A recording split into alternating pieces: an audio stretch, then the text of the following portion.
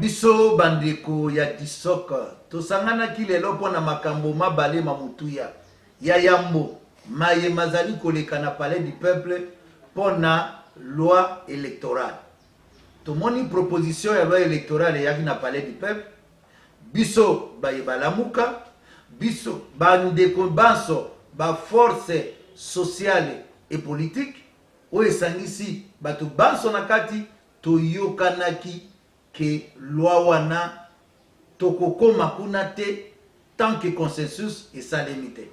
Consensus yango to mona ki bandeko ya FCC ba député FCC baza na Assemblée nationale ba bimi. To moni bandeko ya Lamuka ba baza na Assemblée nationale ba bimi. Bango ba lobby il faut consensus. G13 na ndeko na biso mwana na ndeko na biso Sesanga ezala Njoli ezala Nani Lubaya et les autres députés, basangani balobi bango bakobunde tumba. Toyebisaki bango ke moto bozo bunda na etumba mboso akoki koyana makambo ya démocratie te. Aza na majorité mécanique. Bandeko babi botika tokende kobunda. Babundi bapesi biso raison. Bamoni oyo ezali suka ya dictature ekotambolaka na président Mboso. Asala wana assemblée et comment caisse de résonance ya président Félix Tshisekedi oye lobami oye salami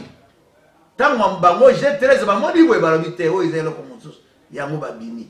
yango tolobi na G13 aya kokuta esika Lamuka ezali esika Disoke ezali aya kokuta esika bandeko ya FCC bazali force sociale ezali banso ndenge tosangana to ya kosangana na bango pona kosenga consensus ya ba réforme oyo nyonso bango basalaki ya malamu tomoni ndenge citoyen Mboso asali d'une manière antidémocratique ya kolongola yango tolobi na bango maboko mazali polele baya kosangana na biso na bitumba ndenge tosepelaki tomoni ndeko na biso mona mboka ancien premier ministre Matata aye bato baso baya tosangana pona intérêt ya peuple tobunda pona koluka consensus na mboka oyo tala bitumba tozana ngo mikolo oyo bitumba ya consensus ozana parti na yo omona bi ya peuple yambo yaka na force sociale et politique oyo sangami ezala catholique depuis biso banso tozana kati wana protestant laïque catholique na ba formation politique na biso ya yambo yango ya mibali président de la république azepa biso moko na mboka te pe yango toka moka ndenge ni président de la république azalaka chaque fois soki abimi libanda oya koboka ezongeli biso mboka na ndenge mosusu président akei na Côte d'Ivoire oya akei koloba oyo etali baenseignant esali biso passe parce que biso banso toleka wana tomona ndenge baenseignant bazomona passe na na primaire na ba professeur ya université banso na bikolo misusu ezalaka bongo te iye président gouvernement na yango tolobi gouvernement oyo balobaka ya warios ye moka yaka na congrès alobi gouvernement ezali na coordination te leadership ezate mais ti lelo evandaka kaka po ye moto atiaki yango mais azomona sikoyo oloba na président ya république azali